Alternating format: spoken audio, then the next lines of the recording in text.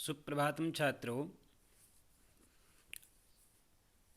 Board परीक्षाओं में संस्कृत विषय में आपके संस्कृत प्रश्न पत्र में एक प्रश्न आता है पठित गद्यांश को लेकर के। तो पठितांशावबोधनम करके एक भाग जो घ भाग है उसमें यह प्रश्न होता है। और मैंने यहाँ पर पेपर भी आपके सामने में खोला है और उस प्रश्न को उपस्थित करके ही मैं इस विषय पर बोल रहा हूँ। तो बच्चों, यह जो प्रश्न होता है ये आपके पाठ्यपुस्तक के ही किसी पाठ का एक गद्यांश होता है और उस गद्यांश को यहाँ पर लिया जाता है और उसमें से कुछ प्रश्न दिए जाते हैं।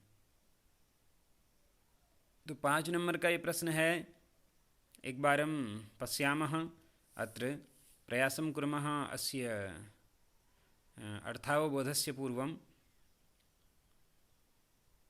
तो आप लोगों को यहाँ पर पहले एक बार गद्यांश पढ़ लेना है और थोड़ा उसके अर्थ को समझने का प्रयास करना है। आगच्छामः तावत् पठामः पूर्वम्। इह हि वाङ्मयम् उभयथा शास्त्रं काव्यं च। तो ये पाठ बच्चों आपको पता होना चाहिए कि पिछले साल से ही आपके कक्षा 12वीं में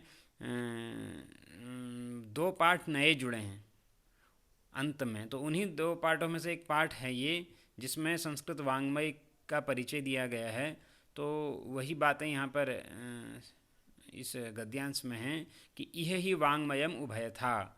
कहें कि इह ही मतलब इस संस्कृत वाङ्मय में 2 प्रकार का वाङ्मय है। संस्कृत में 2 प्रकार का वाङ्मय है, शास्त्रम काव्यम च, एक शास्त्र और एक काव्य। शास्त्रम द्विधा, शास्त्र 2 प्रकार का है, अपौरुषेयम पौरुषेयम च। अपौरुषेयम मतलब जिसको किसी पुरुष विशेष ने नहीं बनाया है, एक ऐसा शास्त्र है जिसको किसी मनुष्य ने नहीं बनाया है। और पौरुषेयम च, और एक इस प्रकार के शास्त्र हैं जिनको मनुष्यों ने बनाया है। तो 2 प्रकार के शास्त्र हैं।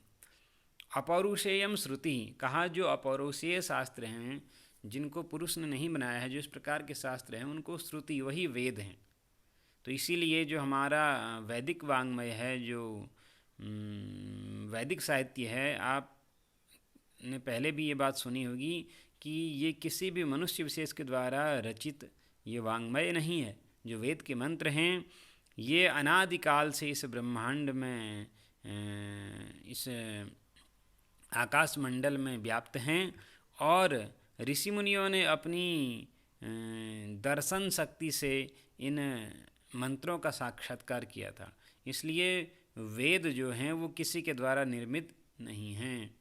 अपौरुषेयम श्रुति अर्थात बिना किसी पुरुष की बनाई हुई, जो बिना किसी पुरुष का बनाया हुआ जो वाङ्मय है वही श्रुति है, वेद है। वेद को ही श्रुति भी कहते हैं। श्रुति ही पुनः द्विधा, कहा वेद भी 2 प्रकार से, फिर वेद का भी 2 प्रकार से विभाजन है। मंत्राः ब्राह्मणम च, मंत्र और ब्राह्मण। विवृत्त क्रिया तंत्रा मंत्राः।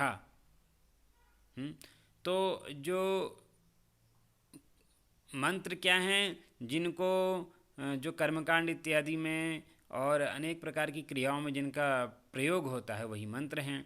और मंत्राणाम स्तुति निंदा व्याख्यान विनियोग ग्रंथो ब्राह्मणम, का मंत्रों की स्तुति निंदा व्याख्यान और विनियोग का जो ग्रंथ वही ब्राह्मण है। अर्थात 2 प्रकार के, एक संहिता और एक ब्राह्मण। संहिता में तो मंत्र होते हैं, वेद का जो वैदिक साहित्य है वो भी 2 प्रकार से है, एक संहिता और एक ब्राह्मण। तो संहिता में तो क्या होते हैं, वेद के मंत्र होते हैं। और मंत्रों का प्रयोग कहाँ होता है, तो विवृत्ति क्रियात्मकाः, अनेक विवृत्ति क्रिया तंत्राः। तो अनेक प्रकार की क्रिया, जो वैदिक क्रियाएं होती हैं उनमें जो तंत्र रूप से प्रयोग किए जाते हैं वही मंत्र हैं। और मंत्राणाम स्तुति निंदा व्याख्यान विनियोग ग्रंथो ब्राह्मणम, और मंत्रों की जहाँ पर स्तुति की गई हो, जहाँ पर निंदा की गई हो या व्याख्यान किया गया हो या विनियोग किया गया हो, वही ग्रंथ ब्राह्मण है। अर्थात ब्राह्मण में मंत्रों का संपूर्ण विवरण होता है, मंत्रों के बारे में, मंत्रों में क्या चीज़ें अच्छी हैं, क्या हमारे उपयोगी हैं, या फिर मंत्रों की जो भी व्याख्या है या मंत्रों का जो संबंध है जो जहाँ बताया जाता है वही ब्राह्मण ग्रंथ है। ब्राह्मण अर्थात वो ब्राह्मण वाले ब्राह्मण न लीजिएगा, यहाँ पर जो जाति वाले ब्राह्मण होते हैं, यहाँ पर ब्राह्मण एक ग्रंथ का नाम है। ऋग्यजुः सामवेदास्त्रयी आथर्वणश्च तुरीयः।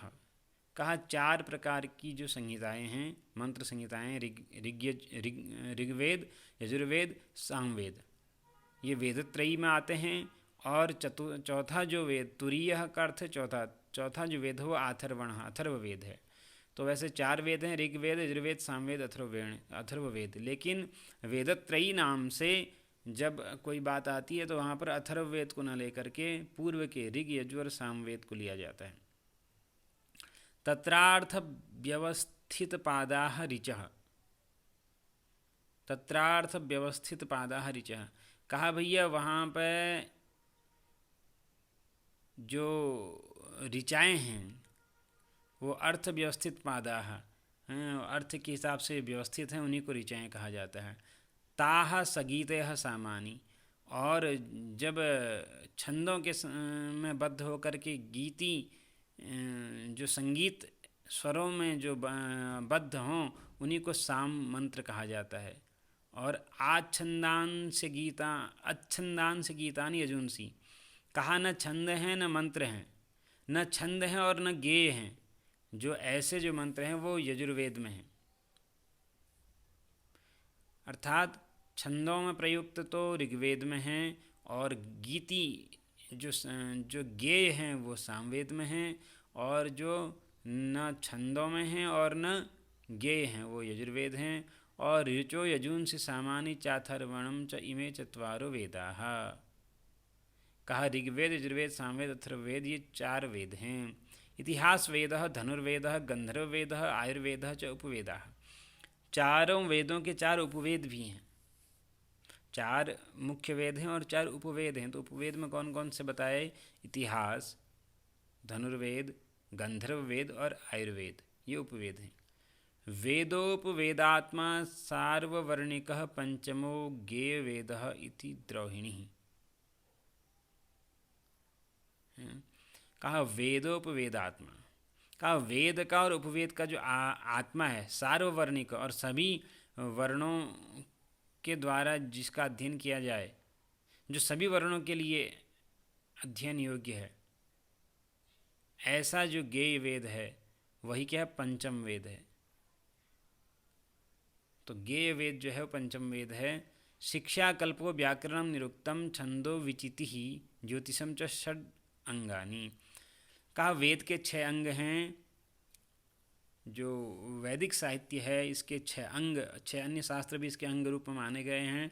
अर्थात बिना अंग के कोई भी शरीर पूरा नहीं हो सकता है। तो वेद को एक शरीर मान लें तो ये 6 जो अन्य शास्त्र हैं ये उस शरीर के अंग हैं। शिक्षा, कल्प, व्याकरण, निरुक्त, ज्योतिष, छंद, और ये क्या हैं? 6 अंग हैं किसके? वेद के। तो शिक्षा अर्थात, शिक्षा का अर्थ यहाँ पर शिक्षा एक ग्रंथ का नाम होता है जिसमें वेदों के मंत्रों को पढ़ने का और उच्चारण करने का तरीका बताया जाता है, उसको शिक्षा ग्रंथ कहते हैं। कल्प जो कल्प सूत्र ये भी एक ग्रंथ हैं। इनमें इन कल्प सूत्रों में जीवनोपयोगी या जीवन में आचरण योग्य बातों का वर्णन होता है। व्याकरण क्या है? व्याकरण तो सभी लोग जानते हैं कि शब्द का पूरा ऑपरेशन करने का एक माध्यम है व्याकरण।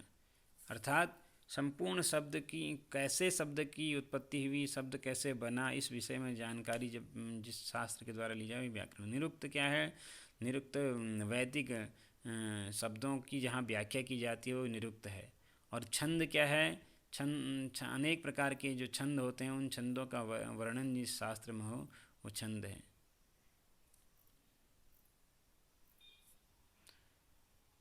तो ये और ज्योतिष ये जो है जो खगोलीय घटनाओं का अध्ययन करता है और पूरे ब्रह्मांड का जिस शास्त्र के माध्यम से अध्ययन किया जाता है वो देश जो काल गणना का जो एक शास्त्र है वही ज्योतिष है। तो ये 6 अंग वैदिक वाङ्मय के हैं और इन्हीं 6 अंगों के साथ जब वेद का अध्ययन किया जाता है तभी उसको सही वैदिक माना जाता है। तो इत्याचार्याः का अर्थ है आचार्यों ने ऐसा बताया है। उपकारकत्वाद अलंकारः सप्तमम् अंगम, कहा भाई 6 अंग तो ये हैं ही हैं, अलंकार भी 7वां अंग माना गया है क्योंकि वो भी उपकारक है। इति यायावरी है, ये यायावरी ने कहा है।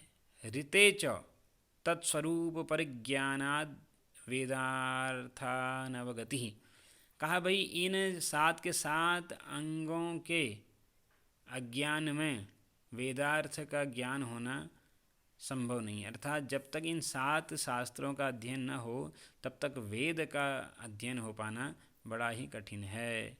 तो उसके साथ ही एक यहाँ पर वैदिक एक मंत्र भी दे रखा है। द्वासुपर्णा सयुजा सखाया समानं वृक्षं परिशस्व जाते तयोरन्यः पिप्पलं स्वादवती अनस्नन्नपो अभिचाकशीति। तो यह एक वैदिक मंत्र है। अब देखिए इससे संबंधित नीचे प्रश्न दिए गए हैं। पहला प्रश्न है एक पदेन, एक पद में उत्तर देना है। 3 हैं, 3 में से 2 का उत्तर आपको देना है। तुरीयः कः अस्ति, तुरीयः कः अस्ति अर्थात चौथा कौन है। तो चौथा यहाँ पर 4 वेदों की बात हुई तो चौथा वेद है अथर्ववेद। तो तुरीयः अथर्वणः ऐसा कर सकते हो, या अथर्ववेदः तुरीयः। तो कह की जगह आपको लिखना है, कह जो प्रश्नवाचक शब्द है उसी की जगह उत्तर लिखना है अथर्ववेदः, ऐसा लिख देना है। कुत्र उभयथा वाङ्मयम् अस्ति, 2 प्रकार का वाङ्मय कहाँ है, तो संस्कृते। या आपको ऐसा नहीं भी आ रहा है तो क्योंकि गद्यांश में संस्कृत शब्द लिखा नहीं है तो इह लिख देना, क्योंकि वहाँ पर इह शब्द से ही संस्कृत की बात कही गई है। उसके बाद श्रुति ही कतिधा, श्रुति कितने प्रकार की होती है, तो द्विविधा, कतिधा की जगह द्विविधा लिखेंगे, 2 प्रकार की होती है। उसके बाद दूसरा प्रश्न है पूर्ण वाक्य उत्तर। तो यहाँ पर भी 2 प्रश्न दिए हैं और एक ही प्रश्न का उत्तर देना है। शास्त्रम कतिविधम केचते, शास्त्र कितने प्रकार के हैं और कौन कौन से हैं। तो शास्त्रम द्विधा अपौरुषेयम पौरुषेयम च। तो यहाँ पर शास्त्रम कतिविधम की जगह लिखेंगे शास्त्रम द्विविधम, पौरुषेयम अपौरुषेयम च, या अपौरुषेयम पौरुषेयम च ऐसा लिखेंगे। तो अपौरुषेयम श्रुति ही, अपौरुषेयम श्रुति ही ऐसा यहाँ पर लिखेंगे। अपौरुषेयम इतिहास पुराणादीनी, यहाँ पर ये बात नहीं आई है लेकिन आपको लिखना पड़ेगा कि अपौरुषेय जो वेद हैं, वैदिक ग्रंथ हैं, और पौरुषेय जो है इतिहास पुराण आदि ग्रंथ हैं। फिर वेदत्रयी के संति, वेदत्रयी कौन कौन है, तो वेदत्रयी ऋग्वेदः यजुर्वेदः सामवेदः संति। तो या फिर ऐसे लिख सकते हैं ऋग्वेदः यजुर्वेदः सामवेदः इति वेदत्रयी अस्ति। अब यथा निर्देशम उत्तरतः, अगला प्रश्न है, इसमें से 5 प्रश्नों में से 2 ही आपको करने हैं। ये जो तीसरा वाला जो प्रश्न होता है ये थोड़ा व्याकरण से संबंधित होता है, तो यहाँ पर थोड़ा सा ध्यान दीजिएगा। चतुर्थः इत्यस्य समानार्थक पदम गद्यांशात् चित्वा लिखत, का चतुर्थ जो ये शब्द है इसी का समानार्थक पद गद्यांश में कौन सा आया है ये आपको चुन करके लिखना है। तो गद्यांश में चतुर्थ, चौथा, इस बात के लिए कौन से शब्द का प्रयोग किया गया है आपको देखना है। तो तुरीयः, 4 वेदों की जब बात कही गई यहाँ पर चतुर्थ नहीं लिख करके तुरीयः कहा गया, तो तुरीयः लिख देंगे आप, आपका उत्तर हो जाएगा। उसके बाद अपौरुषेयम इत्यस्य विलोम पदम गद्यांशात् चित्वा लिखा था। अपौरुषेयम का विलोम पद गद्यांश से चुन करके लिखना है, तो पौरुषेयम इसका विलोम पद होगा।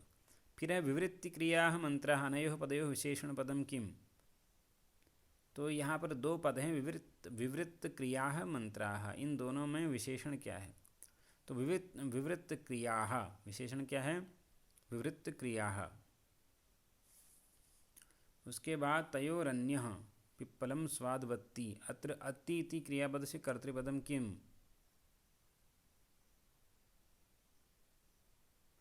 यहाँ पर अति जो क्रिया है उस क्रिया का कर्ता कौन है, तो अन्यः। अन्यः यहाँ पर कौन है, कर्ता है। उसके बाद इमे इति सर्वनाम पदम केभ्य प्रयुक्तम। देखिए उस गद्यांश में इमे जो शब्द है, इमे यह सर्वनाम किन के लिए प्रयोग किया गया है, ये आपको थोड़ा सा देखना पड़ेगा। कहाँ पर इमे शब्द का प्रयोग हुआ, पहले ये देखिए आप।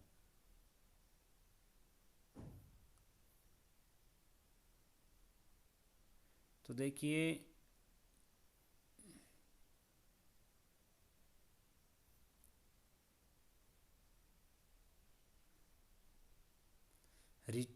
बीच में देखिए चौथी लाइन में ऋचो यजूंसि सामानी चाथर्वणम त इमे चत्वारो वेदाः। तो यहाँ पर जो है इमे शब्द लिखा है, ये किसके लिए प्रयोग किया गया है, ये पूछ रहे हैं कि इमे इति सर्वनाम पदम केभ्य प्रयुक्तम, तो वेदेभ्य, वेदों के लिए प्रयोग किया गया है। इमे चत्वारो वेदाः, तो वेदेभ्य, केभ्य की जगह लिख देंगे वेदेभ्य। इस प्रकार से ये आपका पठित गद्यांश के 5 अंक के प्रश्न हल हुए। तो छात्रों, आप लोग इसी प्रकार से जैसे ही इसमें प्रश्न बनाए हैं, देखिए पहला एक पदेन में 2 प्रश्न होते हैं, फिर पूर्णवाक्यन में 1 प्रश्न होता है, फिर यथानिर्देशम उत्तरतः में 4 प्रश्न होते हैं। ये आपको ध्यान रखना है। और पहला वाला और दूसरा वाला तो उत्तर सामान्य होता है, लेकिन तीसरे में जो उत्तर हैं वो व्याकरण से संबंधित प्रश्न उत्तर होते हैं। आप इसी प्रकार, जिस प्रकार से ये गद्यांश आपको यहाँ पर समझाया गया, इसी प्रकार से आप पुस्तक से अन्य गद्यांशों के प्रश्न बना करके या फिर पिछले वर्षों के प्रश्न पत्रों से लेकर के, या आप लोगों के पास जो मॉडल क्वेश्चन पेपर होते हैं उसमें से देख करके इसी प्रकार पठित और अपठित दोनों प्रकार के गद्यांशों को हल करने का प्रयास करें। धन्यवाद।